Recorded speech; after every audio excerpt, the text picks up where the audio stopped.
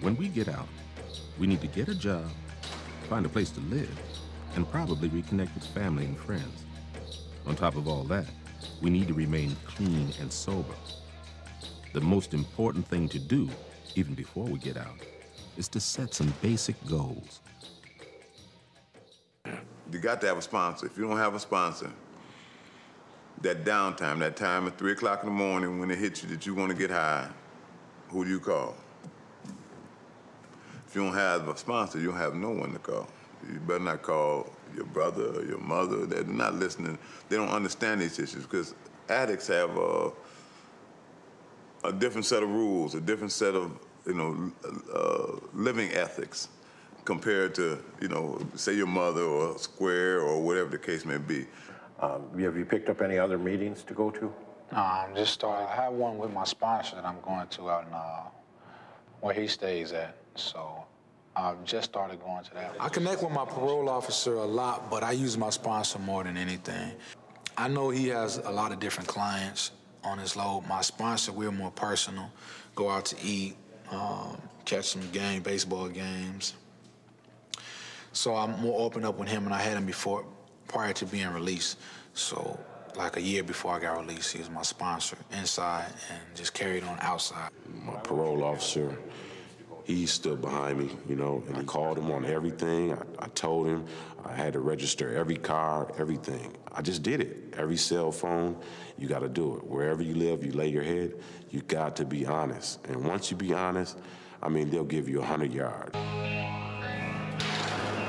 Some say that the first year after getting out can be the hardest year of your life. We need to expect some bad days and have a plan to deal with it. But if we stay focused and use the knowledge and the tools that we learned in treatment, we'll have a good chance to establish the foundation necessary to make it on the outside. When you're having a bad day, when they don't kick you in the ass all day long, what do? You adapted to prison. You could adapt to having one bad day. You had 365 or 1,265 bad ones. You could have one every now and then. So that's what gets me through, man. I just relax and get away from it all. I really don't want to go to prison. I don't want to go back to prison. I didn't like it when I was there. Because it's about making a transition. Being out is standing on your own, starting over. You keep coming back. That treatment center. Keep going back to that AA club. I don't know where you keep going. And those are the people that succeed, and that's a truism. First thing, I had to cut off a lot of friends. I had to cut a lot of evil, as I say, off because I know what they're about.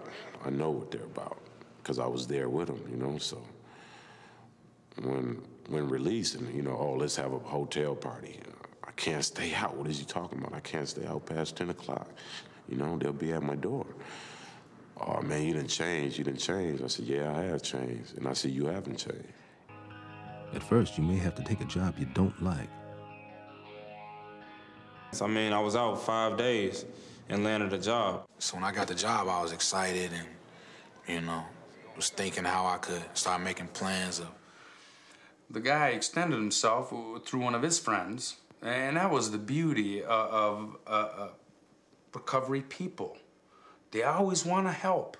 Again, it's important to set realistic goals and be patient. If we establish a lifestyle that includes attending meetings, using our sponsor, and continually striving to reach our goals, we can find a new direction. But it's up to you.